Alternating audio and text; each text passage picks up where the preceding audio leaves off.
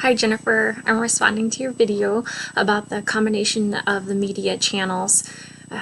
It's a really important aspect to decide on how this message should be delivered. You went over the advantages and disadvantages of, all the different ways that you can communicate.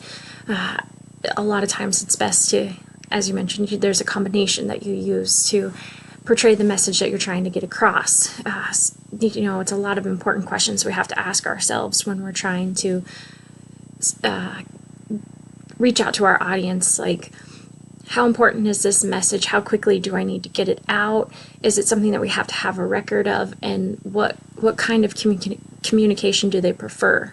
A lot of times for our meetings, we talk about agendas, and we have our agendas to our written form, and then we have the actual meeting and we discuss the things, and then afterwards we send out what we call meeting minutes. And so somebody's recording, as we're discussing the topics, and then we can follow up with the minutes so that if there's anybody that missed, they can capture what was actually discussed.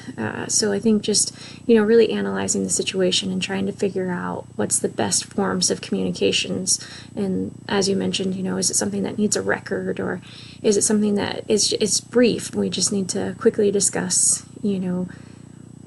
just a quick message of, hey, there's a client coming, just be aware, clear off your desk real quick, gather people real quick, so say the message and move on.